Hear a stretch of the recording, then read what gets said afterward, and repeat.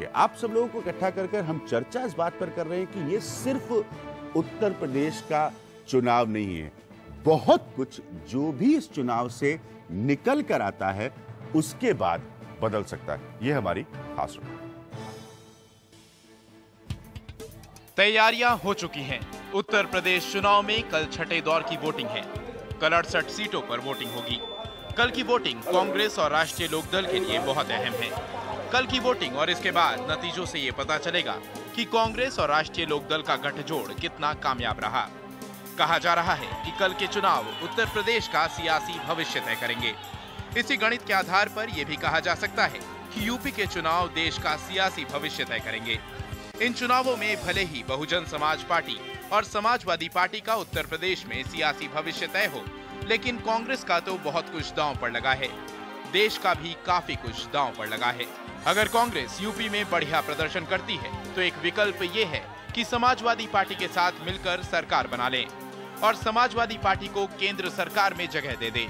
अगर ऐसा होता है तो देश में आर्थिक सुधारों की रफ्तार बढ़ेगी, खास तौर पर एफडीआई में रिटेल के मामले में। लेकिन समाजवादी पार्टी के साथ जाने के लिए राहुल को मनाना कोई आसान काम नहीं है। अगर हंग असेंबली आती है और कांग्रेस समाजवादी पार्टी की मदद करने से मना कर देती है तो राष्ट्रपति शासन के अलावा और कोई चारा नहीं बचेगा।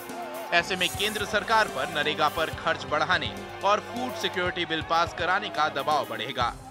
कांग्रेस अच्छा प्रदर्शन नहीं कर पाती है और चौथे नंबर पर आती है तो वो दूसरी पार्टियों का सियासी भविष्य संवरते और अपना बिगड़ता देखने के अलावा भला और क्या कर पाएगी। यानी यूपी के चुनावों में जितना कांग्रेस का दांव पर लगा है उससे कहीं ज्यादा साख राहुल गांधी की दांव पर लगी है, क्योंकि ये चुनाव राहुल गांधी के नाम पर लड़ा जा रहा है। जीते तो सेहरा और हारे तो तोहमत।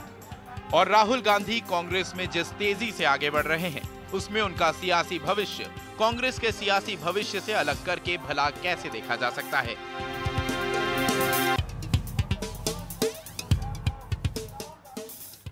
तो कांग्रेस की तरफ से प्रभात ठाकुर हमारे से जुड़े। अभय दुबे मैं आपसे शुरू करूंगा और पौरंजे से शुरू करूंगा। जिस बात पर हम इशारा कर रहे हैं वो ये है कि यूपी का सियासी फैसला जो भी आता है जनता के मत के जरिए, जनता के वोट के जरिए, वो दिल्ली में होने वाले फैसलों पर तीखी नजर रखेगा, उनको इन्फ्लुएंस करेगा। ये बात आप मानते हैं? अभिज्ञान जो आपका पैकेज है, पैकेज बताता है कि अगर उत्तर प्रदेश में एक स्थिर सरकार नहीं बनी तो फिर कुछ पॉपुलिस्ट किस्म के कदम उठाना पड़ेंगे केंद्र सरकार को। मेरा मानना है कि स्थिर सरकार बने, अस्थिर सरकार बने या राष्ट्रपति का शासन लगे, दोनों ही हालतों में कांग्रेस की केंद्र सरकार को पॉपुलिस्ट स्टेप्स उठाने ही पड़ेंगे।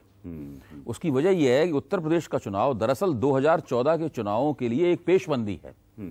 कांग्रेस और भारतीय जनता पार्टी दोनों ही उसको इस तरीके से देख रहे हैं किसी भी हालत में, चाहे कांग्रेस बहुत ज्यादा इस बात पर कयासबाजी चल रही है कि समाजवादी पार्टी को कांग्रेस समर्थन करेगी नहीं करेगी। मेरा मानना है कि उसके साथ मिलकर सरकार कांग्रेस बनाए या कांग्रेस विपक्ष में बैठे और समाजवादी पार्टी को अपने हाल पे छोड़ दे। दोनों ही हालतों में वो जो पॉपुलिस्ट स्टेप्स हैं जिसको लेके बाजार और कारपोरेट हल्के जो है वो शक कर रहे हैं कि इतना दबाव आएगा, ये आएगा, वो आएगा, सब्सिडीज बढ़ेंगी और ये होगा, मैं ये मानता हूं ये जो पूरा विश्लेषण है ये विश्लेषण एक तरफा है।